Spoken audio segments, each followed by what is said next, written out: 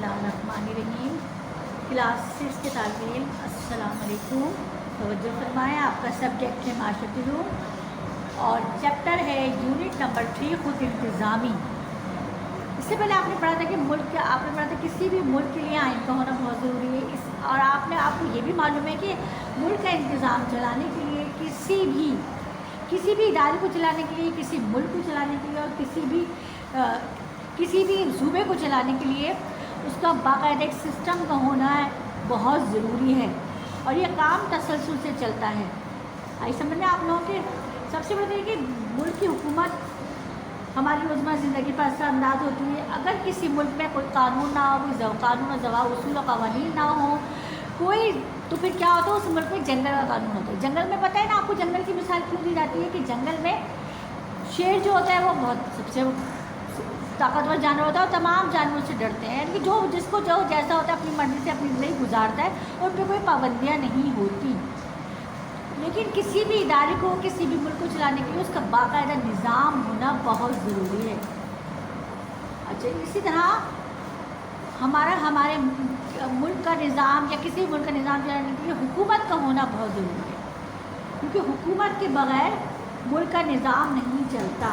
और वो हुकूमत जमहूरी भी होती है, पार्लिमानी भी होती है और दूसरी हुकूमतें भी कायम होती हैं और कभी कभी मार्शल लॉ भी लग जाता है, मार्शल लॉ का निज़ाम भी होता है। मुल्क की हुकूमत हमारी रोज़मर्रा ज़िंदगी में बहुत असरअंदाज होती है। वो ज़ाब्ते क़वानीन जो हमारी ज़िंदगी जिसके तहत हम ज़िंदगी गुजारते हैं, वो हालात जिनमें हम ज़िंदगी बसर करते हैं, हुकूमत ही के तय करदा होते हैं।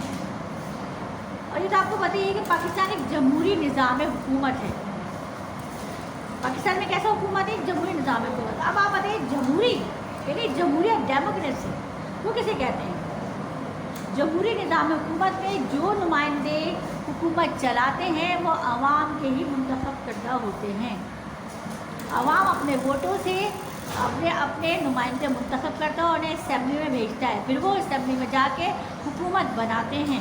उसी में से सदर, उसी में से वज़ीर आज़म और उसी में वज़ीर आला होते हैं, जो कौमी असम्बली के मेम्बरान, सूबाई असम्बली के मेम्बरान जो अपने अपने इदारे का निज़ाम चलाते हैं और वो नुमाइंदे अवाम के ही मुंतखब करता होते हैं।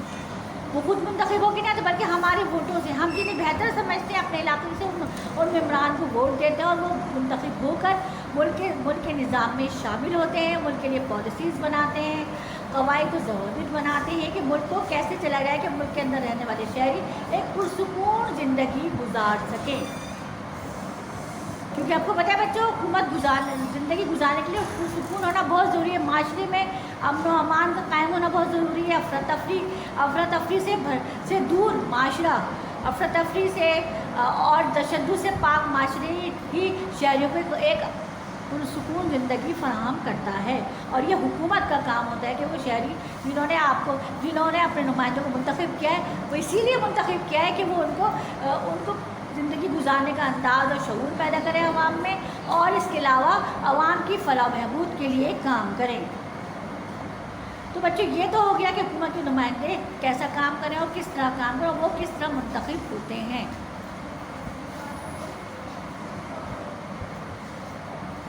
अच्छा, अब हमको ये कि रियासत क्या है? रियासत एक किस्म के लोगों का मजमुआ है जो कि किसी ख़ास मकसद के लिए एक वाज़ा इलाके पर मुनज़्ज़म हो। रियासत के नाज़े में इलाका, आबादी, हुकूमत और खुदमुख्तारी शामिल है। ये तमाम रियासत के क्या क़वानीन होते हैं, जैसे मुल्क के और मुल्क में जो हुकूमत है वो उसका ख़ास मकसद क्या होता है? तमाम लोगों को मुनज़्ज़म रखे, इत्तेफाक से रखिए और ईमानदारी से उन तमाम लोगों को उनके हुकूक अता करें। अच्छा, अब है हुकूमत के फ़राइज़। देखिए हुकूमत के क्या फ़राइज़ है? हुकूमत के जो फ़राइज़ हैं वो हमारे हुकूक हैं। हुकूमत के बहुत सारे फ़राइज़ हैं। सबसे अहम फ़राइज़ क्या है? हम यहाँ पे मुख्तसर उसके अहम फ़राइज़ के बारे में आपको बताते हैं, उनका जायज़ा लेते हैं। मतलब अपनी सबसे बेहतरीन, सबसे बेस्ट और सबसे अव्वल फ़र्ज़ क्या होता है हुकूमत का? कि अपने शहरियों की ज़िंदगी और अमलाक का तहफ़्फ़ुज़ देना।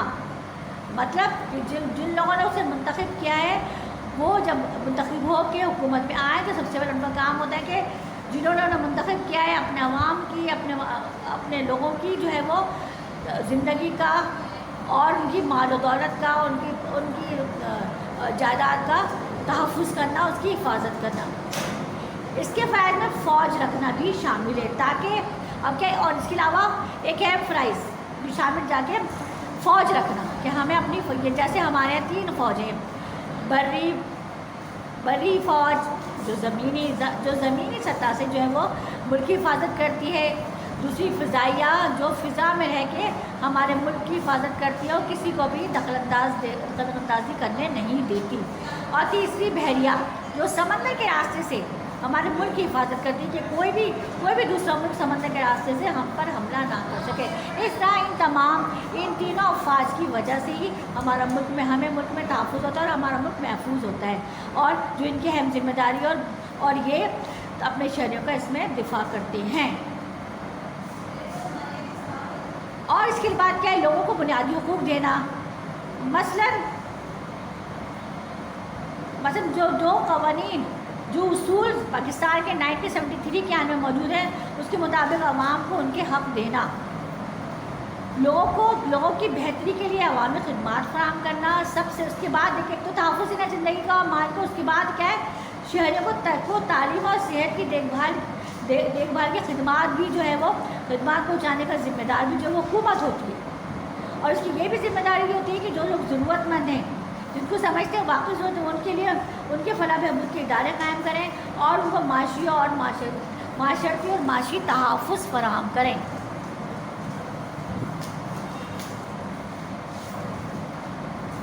اور ان کو بھی تمام اشیاء اور تمام روزمرہ کی اشیاء جو ہیں وہ ان کو مہیا کریں، ان کی خدمات فراہم کریں۔ اس کے بعد حکومت کا اہم کام، اس کے بعد تیسرے نمبر پر سب سے اہم کام کیا ہوتا ہے بچوں؟ سب سے اہم کام ہوتا ہے شہریوں کو مختلف سہولتیں فراہم کرنا، جن میں سڑکیں بنانا تاکہ ایک جگہ سے جانا دوسری جگہ جانا شہریوں کے لیے آسان ہو، مارکیٹیں بنانا تاکہ وہاں سے عوام اپنی ضرورت کی چیزیں حاصل کر سکے، پل بنانا تاکہ راستے کو کم سے کم کیا جا سکے، پینے کا صاف ستھرا پانی فراہم کرنا، صفائی ستھرائی جو کچرے نظرات ان سب کو صاف ستھرا کرنا، اور بجلی وغیرہ فراہم کرنا حکومت کی ذمہ داری ہوتی ہے، جو بہت اہم فرض ہے حکومت کا۔ اور اس کے بعد ملک کے نظریے کو فروغ دے کیونکہ وہی اس کی شناخت سب سے اہم وسیلہ ہے۔ ہر ملک کی بچوں، ہمارے ہی نہیں بلکہ ہر ملک کی ثقافتیں، روایتیں سے ہی پہچانا جاتا ہے، ہمارے لباس سے، ہماری زبان سے، ہمارے عمل سے پہچانا جاتا ہے کہ ہم پاکستانی ہیں، اور یہی ہمارا کردار ہونا چاہیے کہ ہمیں ہمارے عمل سے، ہماری روایات سے، ہماری ثقافت سے ہمیں دوسرے ملک پر پہچانا جائے کہ پاکستانی، ہمیں بتانا نہ پڑے کہ ہم پاکستانی ہیں، اور اپنے تمام قومی مفادات کے تحفظ کے ریاست دوسری خود مختار ریاستوں سے تجارتی معاہدے کرتی ہے، یعنی کہ دوسری ریاستوں سے معاہدے کرتی ہے تاکہ ہمیں قومی مفادات کا تحفظ ہو اور ہم اپنی چاروں طرف سے محفوظ ہو سکیں۔ اچھا، حکومت پاکستان کی اہم خصوصیات کیا ہیں؟ سب سے اہم حکومت کا وفاقی نظام ہے۔ پاکستان میں ایک وفاقی نظام حکومت ہے، اور دوسرا کیا ہے؟ صوبائی نظام حکومت، اور اس کا مطلب یہ کہ اختیارات کو 2 حصوں میں تقسیم کیا گیا ہے، ایک وفاقی اور ایک صوبائی حکومتوں میں تقسیم کیا گیا ہے۔ ہر سطح کی حکومت کو، خواہ وہ وفاقی ہو یا صوبائی ہو، کئی امور میں مکمل اختیارات حاصل ہیں، جبکہ کچھ اختیارات میں وہ باہم شریک ہیں۔ وفاقی حکومت کو ملک پر مجموعی طور پر اثر انداز ہونے والے مالیات، خارجہ تعلقات، جن کے دوسرے ملکوں سے تعلقات، اس کے لیے پالیسی بنانا، ایک خارجہ پالیسی مکمل اور جامع پالیسی بنانا تاکہ دوسرے ملکوں سے ہمارے تعلقات بہتر ہوں، اور ہمارے یہاں درآمد برآمدات، اس کے علاوہ تجارتی پالیسیز، اس کے علاوہ دفاعی پالیسی، اور دوسری اس پہ عمل درآمد کیا جا سکے، اس کو بہتر بنایا جا سکے۔ صوبائی حکومتوں کو تعلیم، صحت کی دیکھ بھال سے متعلق اختیارات حاصل ہیں۔ وفاقی اور صوبائی حکومت دونوں حکومتوں کو ٹیکس نافذ کرنے کے اختیارات بھی ہیں، ہر طرح کے ٹیکس، جیسے پراپرٹی کا ٹیکس، جیسے آپ کے رہائش کا ٹیکس، اس کے علاوہ بجلی، پانی، گیس، ان سب کی بلس وغیرہ، اور مختلف آپ کی انکم ٹیکس وغیرہ، یہ سب جو ہے وہ کیا ہے، یہ ٹیکسز لگانا اور اس کی ریکوری کرنا، اس کو وصولنا، یہ سب صوبائی حکومت کی ذمہ داری کہ وہ اپنے اپنے صوبوں میں اس پر عمل پیرا ہو کے یہ کام کر سکے۔ اچھا، آپ کو پتہ بچوں کہ ہمارے آئین مطابق پاکستان کی وفاقی اکائیاں کون کون سی؟ تو میں بچوں آپ کو اس کی وضاحت کرتی ہوں۔ وفاقی اکائیوں کی 4 صوبے، ہمارے کتنے صوبے؟ 4، سندھ، پنجاب، خیبر پختونخوا، بلوچستان۔ وفاقی دارالحکومت کے علاقہ اسلام آباد، وفاق کے زیر انتظام قبائلی علاقے فاٹا، گلگت بلتستان جو پاکستان سے جنہوں نے الحاق کیا۔ جمہوری طرز حکومت، اب بچوں جمہوری طرز حکومت، جمہوریت سے مراد عوام کی حکمرانی، کیونکہ سب حکمرانی نہیں کر سکتے اس لیے وہ اپنے اندر سے اپنے نمائندوں کو منتخب کرتے ہیں، پھر ان کو ووٹ دیتے ہیں اور ان کو اسمبلیوں میں بھیجتے ہیں، اور انتخابات میں جو لوگ 18 سال کی عمر کے ہوتے ہیں یا زیادہ کی عمر کے ہوتے ہیں ان کو انتخابات میں حصہ لینے کا حق حاصل ہوتا ہے اور وہ اپنا یہ حق استعمال کر سکتے ہیں۔ جمہوری طرز حکومت کی اہم خصوصیات میں یہ بھی شامل ہے کہ وہ قانون حکمرانی بحال رکھنے کے لیے شہریوں کو آزادیاں حقوق عطا کرتی ہے۔ قانون سب کے لیے برابر ہے، یہ نہیں امیر غریب میں تفریق کو، نہیں، قانون سب کے لیے برابر ہے۔ جو جرم کرے گا اس کو سزا ملنی چاہیے، چاہے وہ مجرم امیر ہو یا غریب ہے۔ کسی بھی بڑے افسران یا کسی بھی بڑے ادارے میں وہ کسی بھی بڑے عہدے پر فائز ہو، چاہے وہ ان کا وزیر اعظم ہو، چاہے ان کا صدر ہو، چاہے وزیر اعلیٰ ہو، چاہے گورنر ہو، جو بھی جرم کرے گا سزا سب کے لیے برابر ہے، عدالت کی نظر میں سب برابر اور قانون کی نظر میں۔ اس کے بعد جمہوریت کے بعد ایک حکومت ہوتی ہے عاملیت، یعنی ڈکٹیٹرشپ، اس میں صرف ایک فرد کی حکمرانی ہوتی ہے۔ عاملیت میں لوگوں کو سوچنے اور غور و فکر کرنے کے سے روکا جاتا ہے، اور جو بھی عاملیت میں جو بھی سربراہ ہوتا ہے وہ جو کچھ کہتا ہے اس پہ عمل کرنا ضروری ہوتا ہے، اگر وہ اس پہ عمل نہیں کرتے تو انہیں سختی سے اس پہ عمل درآمد کرایا جاتا ہے۔ اب ہے پارلیمانی طرز حکومت۔ کون سی حکومت؟ پارلیمانی طرز حکومت۔ پارلیمانی طرز حکومت کیسی ہوتی ہے بچوں؟ تو پارلیمانی طرز حکومت وہ نظام ہے جس میں حکومت کی اختیارات پارلیمنٹ کے نام سے مقننہ کے روح میں عمل لائے جاتے ہیں۔ آپ کو پتا ہوگا نا، آپ نے کہ ہمارے کتنے حصوں میں تقسیم کیا ہے، کتنے حصے ہیں؟ انتظامیہ، مقننہ اور عدلیہ، اور پارلیمنٹ کے نام سے مطلب مقننہ کے روح عمل میں لائے جاتے ہیں۔ اس نظام کی سب سے منفرد خوبی کیا ہوتی ہے کہ انتظامی کے اختیارات کو مقننہ سے الگ نہیں کیا جاتا، بلکہ مقننہ تمام ملک کا انتظام چلانے میں وزیر اعظم کی سربراہی کرتی ہے۔ وزیر اعظم اسی کی سربراہی میں، انہیں مقننہ کے اراکین کی سربراہی میں جو ہے وہ کیا کہتے ہیں، وہ مشتمل کابینہ بناتا ہے، اور قانون اسمبلی کو یہ تمام قانون اسمبلی کو جوابدہ ہوتی ہے، قانون اسمبلی کو جوابدہ ہوتی ہے۔ سمجھ میں آیا؟ جو بھی قانون بنتا ہے، جو بھی انتظامیہ جس طرح کے عمل کرتی ہے، ان کو کس طرح عمل بناتی ہے، کیسے قوانین بناتی ہے، کہ ان کو ان کا نافذ العمل کیسے کرتی ہے، ان تمام کی وہ جوابدہ قانون اسمبلی کے سامنے ہوتی ہے۔ اچھا، اب حکومت کے شعبے، ابھی آپ نے پارلیمنٹ کے بارے میں پڑھا تھا۔ پارلیمنٹ کے 2 حصے، ایوان زیری، ایوان بالا۔ ایوان زیری کہتے ہیں قومی اسمبلی کو، جس میں نمائندے منتخب ہوتے ہیں اور جو اپنے لیے اپنا وزیر اعظم منتخب کرتے ہیں، اور سینیٹ ایوان بالا کو کہتے ہیں، یہ دوسرا ادارہ ہوتا ہے جو قانون سازی کرتا ہے۔ انتظامی شعبے میں وزیر اعظم اور صدر پر مشتمل ہے۔ وزیر اعظم جو تو حکومت کا سربراہ ہوتا ہے کیونکہ وہ اس کو عوام منتخب کرتے ہیں، جبکہ دوسری جانب چند ذمہ داریوں کے ساتھ صدر کو ریاست کے رسمی سربراہ کی حیثیت بھی حاصل ہوتی ہے، یعنی کہ اس کو وزیر اعظم اور قومی اسمبلی کے ارکان منتخب کرتے ہیں۔ اچھا، اور اسمبلی کے پارلیمنٹ وغیرہ کے ارکان منتخب کرتے ہیں۔ عدالتی شعبہ، عدالتی نظام میں سپریم کورٹ، وفاقی شریعت کورٹ، صوبائی ہائی کورٹ، دیگر کورٹ، ٹربیونل وغیرہ شامل ہیں۔ اچھا بچوں، اب آپ کو اپنے اس کے بارے میں آپ کو پتا، آپ کو سمجھ میں آیا کہ آپ نے اس میں کیا پڑھا، یعنی کہ حکومت افراد کو وہ گروہ جو کسی نظام کے ملک کو حکمرانی کرتا ہے اسے حکومت کہا جاتا ہے۔ حکومت چلانے کے لیے قانون و پالیسیاں بناتی ہے، اور حکومت شہریوں کو تحفظ و بنیادی خدمات مثلا پانی، بجلی، سیکورٹی فراہم کرتی ہے۔ اور پاکستان ایک جمہوری ملک ہے، اس لیے یہاں پہ جمہوری نظام قائم ہے۔ تو یہ تھا بچوں حکومت چیپٹر، جو یقیناً آپ کی سمجھ میں آ گیا ہوگا۔ اس کے آگے کا چیپٹر باب نمبر 2 ہے وفاقی حکومت کی تنظیم اور فرائض۔ اب وفاقی حکومت کس طرح تنظیم اس کے فرائض کیا ہیں. تو بچوں وفاقی حکومت اسلامی جمہوریہ پاکستان کا 1973 کا دستور ملک کا وفاقی پارلیمانی جمہوری نظام حکومت فراہم کرتا ہے. یعنی کہ 1973 کے آئین میں بات کی کہ جب ملک کے اندر اسلامی جمہوریہ پاکستان جس کے اندر وہ بتاتا ہے کہ ملک میں کس طرح وفاقی پارلیمانی جمہوری نظام کو قائم کیا جاتا ہے، حکومت بنائی جاتی ہے، انہیں قائم کیا جاتا ہے. وفاقی طرز حکومت سے مراد ہے یہاں حکومت اور حکومت کی دو سطح ہیں، وفاقی اور صوبائی، اور فیصلہ سازی کا اختیار دونوں میں بٹا ہوا ہے. وفاقی حکومت کا تعلق ان امور سے ہے جو پورے پاکستان کا احاطہ کرتا ہے، یعنی کہ پورے پاکستان کا نظام چلاتا ہے، جیسے جن کے لیے قومی پالیسی درکار ہوتی ہے، مثلا دفاع، خارجہ امور اور مالیہ. صوبائی حکومت ان امور کی ذمہ دار ہیں جن سے صوبوں کو واسطہ پڑتا ہے، مثلا قانون کا نفاذ، تعلیم اور صحت صفائی. ان اداروں کی طرف توجہ دینا اور ان پہ مکمل کام کرنا صوبوں کی ذمہ داری ہوتی ہے جو صوبوں میں حکومتیں قائم ہوتی ہیں.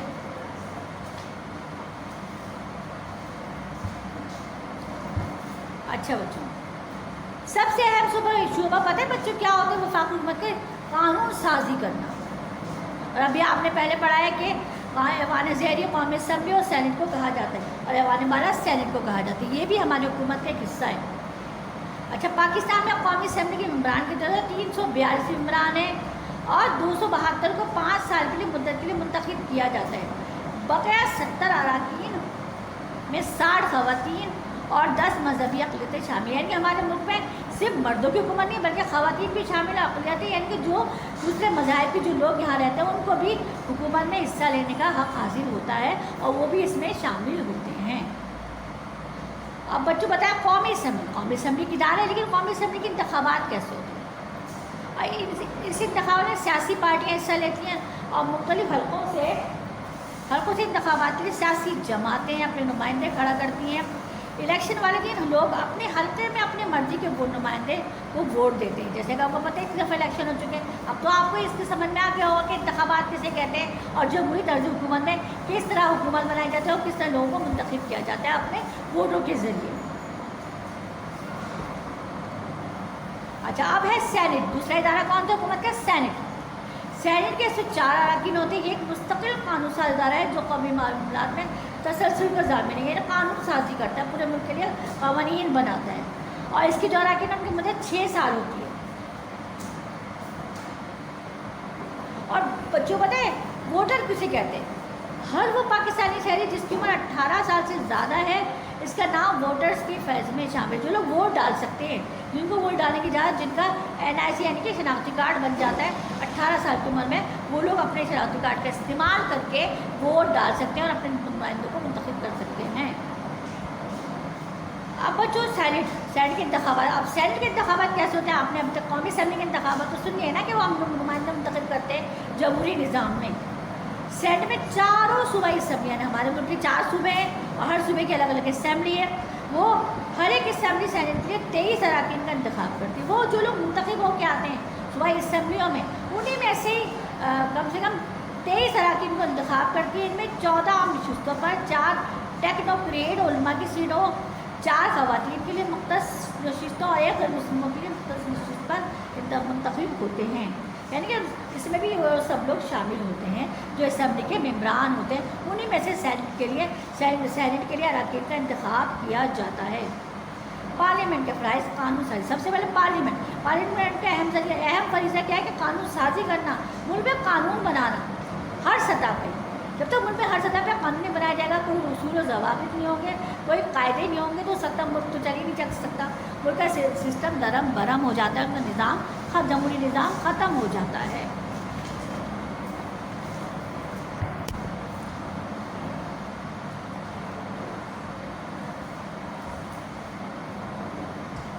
اچھا، اب اس کی نمائندگی کرنا. قومی اسمبلی کے اراکین حکومت اور عوام کے مابین رابطے کا کام کرتے ہیں. وہ عوام کے نمائندے ہیں اور ان کی اہم ذمہ داری کیا ہوتی ہے؟ ان کی اہم ذمہ داری عوام کے لیے کھڑا ہونا، عوام کے جائز حقوق کے لیے، عوام کے مسائل کے حل کے لیے اور عوام کے تحفظات کے لیے کھڑا ہونا جو ان کے منتخب نمائندوں کا اہم فریضہ ہوتا ہے اور اہم فرض ہوتا ہے.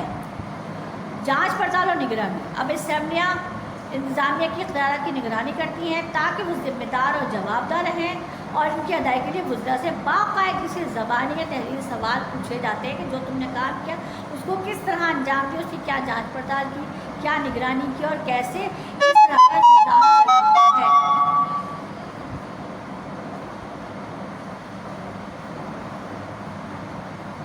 چناؤ اور تربیت۔ اب ہے اسمبلی مستقبل کے لیڈروں کی چناؤ اور ان کی تربیت کا کام کرتی ہے۔ ہمارے ملک جیسے پارلیمانی نظام میں وزراء اپنے انتظامی عہدے کے ساتھ اسمبلی کی رکنیت جاری رکھتے ہیں۔ اس طرح وہ آئندہ قیادت کے لیے بھی کام کرتے ہیں تاکہ وہ ابھی اگر اچھا کام کریں تو آئندہ مزید وہ سلیکٹ ہو کے آئیں گے تو آئندہ اور مزید آگے کام کریں گے، جو پالیسیاں ادھوری رہ گئی ان کو مکمل کریں گے، ان کاموں کو مکمل کریں گے۔ جواز۔ اسمبلیاں حکومت کے ہونے کا جواز فراہم کرتی ہیں اور عوام کو تیار رکھتی ہیں کہ قانون آئین کی حکمرانی پر نظر رکھیں۔ پارلیمنٹ اب اپنے فرائض کیسے ادا کرتی ہے؟ بھائی یہ بھی ایک بہت ہی امپورٹنٹ سوال ہے کہ پارلیمنٹ کیسے فرائض ادا کرتی ہے؟ لیکن پارلیمنٹ اپنی ذمہ داریاں اور فرائض ادا کرنے کے لیے قومی اسمبلی کی ایک سال میں کم از کم 130 دنوں پر مشتمل 3 اجلاس ہونے لازمی ہیں۔ اپنے پہلے اجلاس میں وہ کیا کرتے ہیں؟ قومی اسمبلی اپنے اسپیکر اور ڈپٹی اسپیکر کا انتخاب کرتی ہے تاکہ قومی اسمبلی کے نظام کو چلایا جائے اور تمام ممبران کو کنٹرول میں کیا جائے اور ان کو ڈسپلن کا عادی بنایا جائے۔ اسپیکر قومی اسمبلی کا صدارت کرتے ہیں۔ ان کی ذمہ داریوں میں بحث کو سمیٹنا، ایوان کی کارروائی چلانا اور رائے شماری کے نتائج کا اعلان شامل ہے۔ اسپیکر کو اپنے فرائض کی ادائیگی کے دوران غیر جانبدار اور انصاف پسند باور کیا جاتا ہے۔ ان کی عدم موجودگی میں ڈپٹی اسپیکر یہ کام انجام دیتا ہے، اور اس کا قومی اسمبلی زیادہ تر کام اسٹینڈنگ کمیٹیوں کے ذریعے ہوتا ہے۔ یہ کمیٹیاں بلوں کا جائزہ لیتی ہیں، مالیاتی بل، تجارتی بل اور دوسرے بل جو ہے وہ اس کا جائزہ لے کے اسے منظوری کے لیے کہاں بھیجتی ہے بچوں؟ سینٹ میں بھیجتی ہے۔ سینٹ کے بارے میں ابھی آپ نے پڑھا تھا نا پچھلے۔ قومی اسمبلی کے زیادہ تر کام اسٹینڈنگ کمیٹی اپنی ذمہ داریاں فائدہ کرنے کے لیے سینٹ کے ایک سال میں کم از کم 110 دنوں پر مشتمل 3 اجلاس ہونے لازمی ہیں، اور اپنے پہلے اجلاس میں سینٹ 3 سال کی مدت کے لیے چیئرمین اور ڈپٹی چیئرمین کا انتخاب کرتی ہے۔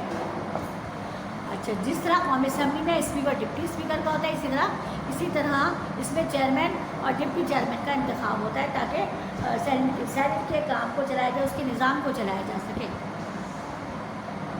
اچھا، اور یہ تمام بلوں کا جائزہ لیتی ہے۔ یہ بھی آپ کو بتا دیں کہ شہریوں میں آگاہی کے فروغ کے لیے قانون سے اسمبلی کی کارروائیوں کو عوام تک پہنچایا جاتا ہے، یعنی کہ قانون کو عوام جو اسمبلیاں اور جو سینٹ جو کام کرتے ہیں اس کو عوام تک پہنچانا، عوام کو اس سے متوجہ کرنا یا عوام کو باخبر رکھنا بھی جو ہے وہ اہم فرض ہے اس کا۔ اچھا، اب ہوتا ہے انتظامیہ۔ یہ شعبہ قانون کے نفاذ کو یقینی بناتا ہے۔ اس میں شامل ہوتے ہیں صدر مملکت جو ریاست کے سربراہ ہیں، وزیر اعظم جو وفاقی حکومت کے سربراہ ہیں، کابینہ جس میں وزیر اعظم وزراء شامل ہیں۔ وزراء کا انتخاب قومی اسمبلی کے اراکین میں سے ہوتا ہے تاکہ وہ مختلف وزارتوں کی قیادت کریں۔ سول اور ملٹری افسرشاہی، بیوروکریسی، یہ سب انتظامیہ کے ممبران انتظامیہ میں شامل ہوتے ہیں۔ انتظامیہ کے فرائض، رسمی فرائض: صدر مملکت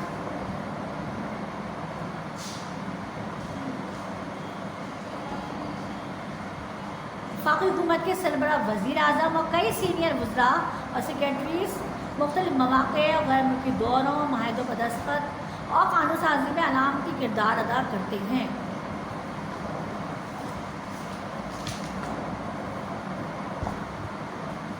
پالیسیوں کا نافذ کرنا: پہلا کام ہوتا ہے حکومت کا پالیسی بنانا، جس میں تعلیمی، تجارتی اور دوسرے ملکوں سے خارجہ تعلق قائم کرنا، یعنی کہ خارجہ پالیسی بنانا بھی اور پھر ان کا نفاذ کرنا بھی ان کی ذمہ داری ہوتی ہے۔ حکومت کے روزمرہ کے کام: انتظامی حکومت چلانے کی ذمہ دار ہے اور وزراء اپنے وزارتوں اور ان کے کاموں کے ذمہ دار ہوتے ہیں، اور جس میں سول ملازمین بھی شامل ہیں جو مختلف اپنے اپنے اپنے حلقوں میں اپنے اپنے اداروں میں جو ہے مختلف کام انجام دیتے ہیں اور اس کو چلاتے ہیں. یہ سب کیونکہ بچوں سب مل کے حکومت چلاتے ہیں، ملک کا نظام چلاتے ہیں. کوئی فرد واحد یا کوئی کوئی واحد ادارہ جو ہے ملک کا نظام نہیں چلا سکتا. اس میں سب کا حصے دار ہونا بہت ضروری ہے اور عوام اس میں اولین ترجیح میں شامل ہیں. نازک لمحات میں دیکھ بھال، جب ملک میں کچھ سیاسی معاشی صورتحال خراب ہوتی ہے یا عوام کی سیاست اطلاع ہوتی ہے، جنگ ہوتی ہے، ان تمام اس میں اس کی ذمہ داری کرنا قانون ساز ادارے کا کام ہے. انتظامیہ کی اس میں شامل ہیں. اس کے علاوہ سول افسرشاہی کے اراکین منتخب نہیں ہوتے، وہ حکومت کے ملازم ہوتے ہیں. جیسے مختلف محکموں میں کام کرنے والے، جیسے PTCL ہے، انکم ٹیکس کا ادارہ ہے، جیسے اسٹیل مل کا ادارہ ہے، جیسے مختلف ادارے ہیں گورنمنٹ کے، تو وہ KMC کا ادارہ ہے، KSC کا ادارہ ہے. یہ سب اداروں میں جو ملازمین ہوتے ہیں وہ کیا ہوتے ہیں؟ حکومت کے ملازم ہوتے ہیں. اور وہ یہ حکومت جو ہے مختلف حصوں میں بٹی بھی ہوتی ہے، اور یہ افسرشاہی بھی اسی طرح مختلف حصوں میں بٹی ہوئی ہوتی ہے، اور وہ ان کی ایک الگ مخصوص پالیسی ہوتی ہے، اس کے تحت اس کے اراکین کام کرتے ہیں. اچھا، اب بچوں ہے سول افسرشاہی کا نظام چلانا. انتظام. سول افسرشاہی کی بنیادی ذمہ داری حکومت کی پالیسی کو نفاذ کرنا، یعنی کہ حکومت جو پالیسی بنا رہی ہے اس کو لوگوں تک پہنچانا اور ملک کے اندر اس کا نفاذ کرنا اور اس کے بارے میں جاننا اور اس کو عوام تک پہنچانا، اور جو پالیسی بنائی گئی اس کو ملک کے سسٹم میں اس کا نفاذ کرنا. پالیسی تجاویز دینا. اس کے علاوہ اس کا کیا کرنا ہے؟ سیاستدانوں کو مشورہ دیتی ہے مختلف پالیسیز کے بارے میں، اور مختلف معلومات کے مواقع کو جاننے کے لیے قابو میں رکھتے ہیں کہ وہ کس قدر جانتے ہیں. واضح مفادات. سول افسر شاہی کو دلچسپی رکھنے والے گروہ کے ساتھ کام کرنا ہوتا ہے، کیونکہ انہیں کو پالیسیاں نافذ کرنی ہوتی ہیں. سیاسی استحکام کی بحالی. اس کا کام ہوتا ہے کہ جو سیاسی نظام جاری و ساری ہے اس کو آخری حد تک جو ہے اس کو جاری و ساری رکھیں اور اس کا تحفظ فراہم کریں اور اس کی بحالی تک کام کریں. یعنی کہ کوئی بھی سسٹم جو ہے وہ سسٹم ختم نہ ہونے پائے، اور اگر ختم ہوگا اس کی بحالی تک، جب تک وہ سسٹم دوبارہ بحال نہ ہو جائے اس وقت تک کام کرتے رہنا ان کی ذمہ داری ہوتی ہے. اسی طرح فوجی افسرشاہی. سول افسرشاہی کی طرف فوجی ملٹری یعنی افسرشاہی بھی ہوتی ہے. اسے مسلح فوج، بری فوج، بحریہ، فضائیہ بھی کہتے ہیں. بچوں یہ وہ واحد ادارہ ہے جسے ریاست اس کے شہر کے فائدے کے لیے آخری حد تک جانے اور مسلح کارروائیاں جاننے کی اجازت ہوتی ہے. مسلح فوج کی اہم ترین ذمہ داری میں بیرونی جاری ہے، جیسے بھارت نے 65 میں حملہ کیا، بھارت نے 71 میں حملہ کیا، اور ان سب کا مقابلہ ہماری فوج نے کیا. ہماری فوج نے ان کا مقابلہ کیا اور اپنے عوام کو محفوظ رکھا. امید ہے بچوں آپ کو یہ سبق سمجھ میں آ گیا ہوگا. امید ہے بچوں آپ کے سمجھ میں یہ سبق آ گیا ہوگا، اور آپ کی سمجھ میں یہ سبق آ گیا ہوگا. انشاءاللہ اس کے وقت کے ساتھ بھی حاضر ہوں گے. اجازت دیجیے. اللہ حافظ.